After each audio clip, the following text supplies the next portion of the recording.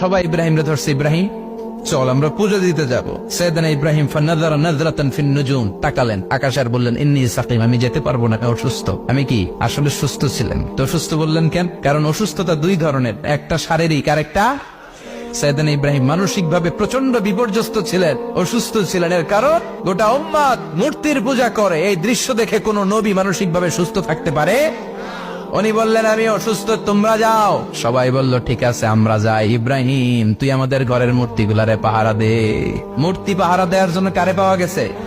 সাইয়েদনা ইব্রাহিম কয় ঠিক আছে আজকে পাহারা দিমু, জম্মের পাহারা, যা তোরা দিতাছি, পাহারা দিতেছি যা। এইবার সাইয়েদনা ইব্রাহিম মূর্তির ঘরে ঢুকলেন, দেখেন কি সুন্দর কথোপকথন আল্লাহ তুলে ধরলেন। আল্লাহু আকবার। মূর্তির ঘরে, দেবীর ঘরে ঢুকে উনি ঘুরে ঘুরে তাকায়, দেখে একটা এমনি হাত আর একটা ব্যাগ করে 14-15টা হাত নিয়ে তাকায় আছে। উনি সবগুলোর সামনে এভাবে তাকায় আছে, দেখে এক একটা এক এক চেহারা, একটা হাতির গণেশ স্টাইলের, আর একটা এরকম, আর একটা নারীর, আর একটা বাঘের, আর একটা তলোয়ার নিয়ে আইতাছি কোপায় ফেলাম আছে না নাই। সবগুলোর সামনে যায়, যে দেখে আর অবাক হয় কত ধরনের খোদার কাছে এরা কত কিছু চায়। আর যে দেখে প্রত্যেকটার সামনে ডেজার্টস আইটেম, মিষ্টান্ন, এক একটার সামনে রসমালাই, এক একটার সামনে কালো জাম, লাল জাম, রসগোল্লা, চামচাম, দুধ মালাই, মালাই চপ আছে না নাই।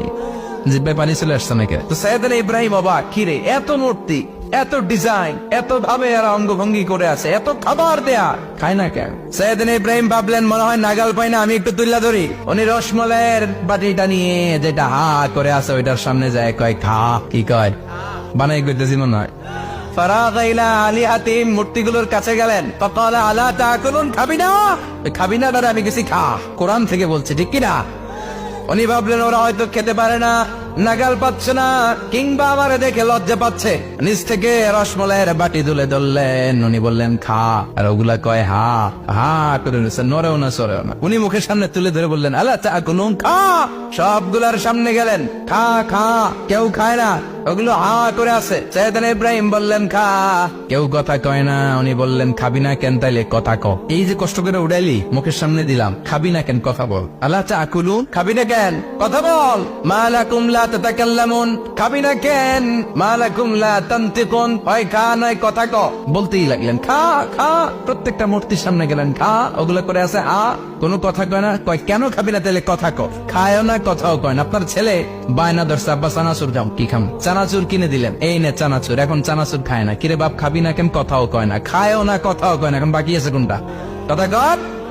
ফারাগা আলাইহিম দারবাম বিল ইয়ামিন, ডান হাতে কোপানো শুরু করলেন। ইচ্ছে মতো খুশি কিল মারতে মারতে মূর্তিগুলার সাইজ।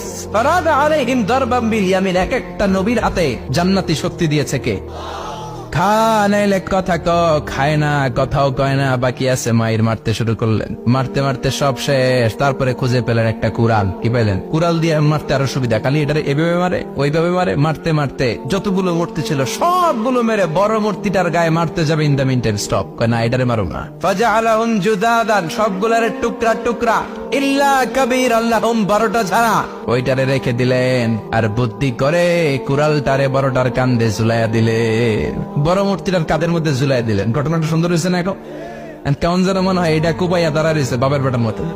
বড় পূজার শেষ, পূজার দিনক্ষণ শেষ। বিকেল বেলা পূজা মণ্ডপ থেকে সব এসে দেখে সর্বনাশ।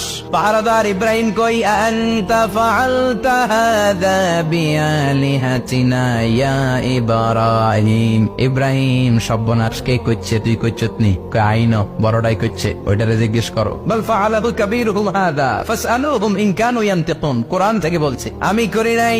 ওই দেখ কুড়ালটা কার কান্দে, বড়টার কান্দে, ওইটারে জিগা। সবাই কই খাইছে। সবাই বলে ইব্রাহিম তুমি কি জানো না এগুলো কথা বলে না? সাইয়েদনা ইব্রাহিম বলে যে এটা কথা কয় না, ওইটার পূজা করস কেন? যেটা কথা বলে না, যেটা নিজেরাই নিজেদেরকে মায়ের থেকে বাঁচাতে পারে না, নিজেরাই নিজেদেরকে রক্ষা করতে পারে না, তোরে কিভাবে রক্ষা করবে? এগুলোর পূজা কেন করিস? ফাবুহিতাল্লাযী কাফার, কারো কোনো জবাব নাই, লাজা।